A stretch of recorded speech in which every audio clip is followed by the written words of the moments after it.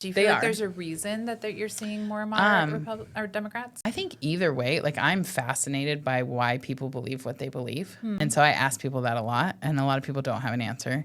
Yeah. But usually if it's like an extreme belief, it's because they've had a bad experience with whatever that something sector in their life or happened. something, and it's personal. Yeah. And if only we could take feelings out of our decisions, we would be in a different state. But but that's the beauty of voting. We get to vote for who we want to, and some of those people have more feelings than others.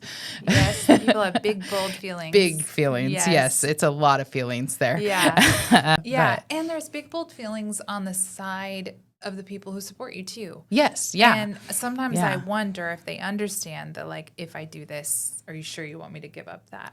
You know? Yeah.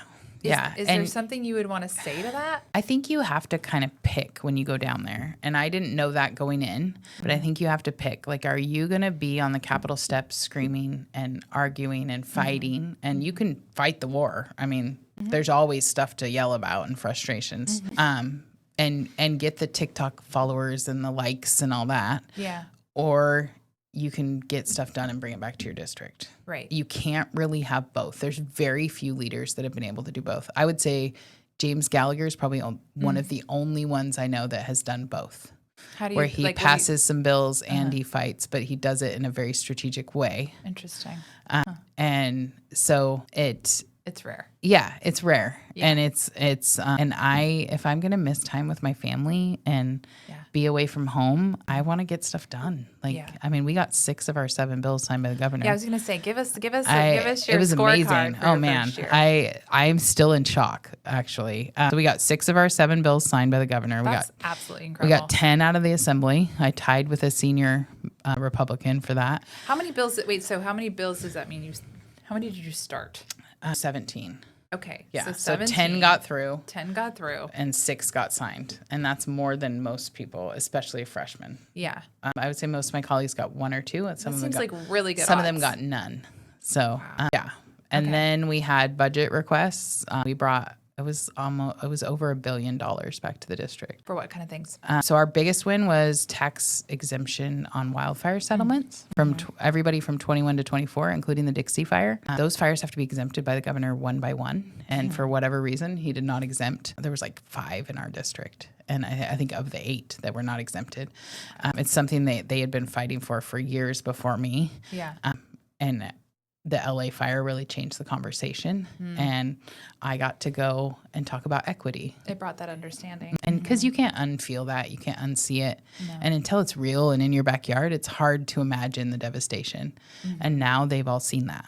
And they can't even imagine, a 1 million acre fire. Theirs was 15,000. Right. I can't, I mean, I was here and it's can't, horrible. Right? Yeah. And that's why we're going to Lake Almenars. We're going to look at the Dixie Fire scar, and we're going to, I'm trying to keep them over one more night to go to Greenville and show them recovery in a rural area because it's so different than LA. Don't be the death lady. Yeah, no, right? I'm going to show them burnt houses instead. Like, it's all so depressing. Yeah. But I'm going to show them mountains and pretty stuff too. A little bit of everything. Yeah, we got to balance it out.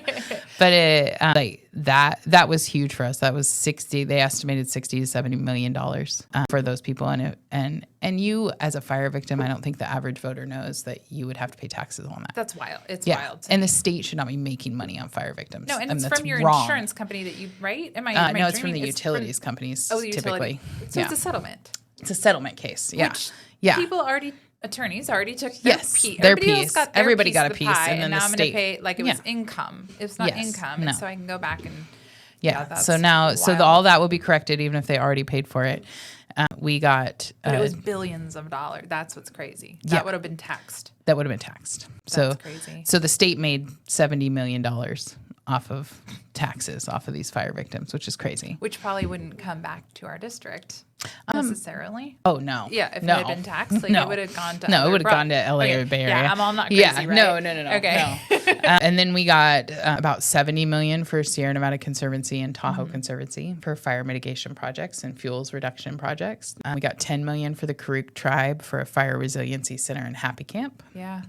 Wow. We got $2 million for the wolf crisis and depredation for ranchers for payment of loss. And that one we had to fight because it wasn't in governor's budget or the original or the first go of the real budget. Yeah. And we got it in there last minute, and because I was begging and showing pictures, and it was, sometimes it comes to that.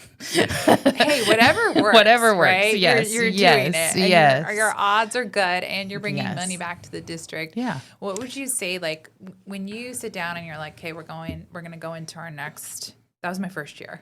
Yeah. We just started January 5th. So, right. Yeah. So do you go in with like, here's my list of goals? Like, these are the things I want to fight for this time around. Yes. I think last year we were like drinking from a fire hose. So you're just I'm trying to like figure trying it to, out. I'm trying to learn it all. Our staff's all new. We're trying to get each other. Like, it's And crazy. there must be some moment of like, well, every bill stuff, that sounds like a good idea. And then you have to like, no. Yeah, you have to rein it in. So Yeah. we keep a spreadsheet all year of Okay. any bill idea because we have meetings. I have meetings every 15 to 30 minutes. It's crazy. On all different All things. day, yeah. Okay, And that has always fascinated me. I'm like, you go from education to like gun laws to like this and like every 15 minutes. Yeah, and you it's have to wild. know a little bit about everything. And then if you don't, you have to learn about it to be able to vote on it, wisely.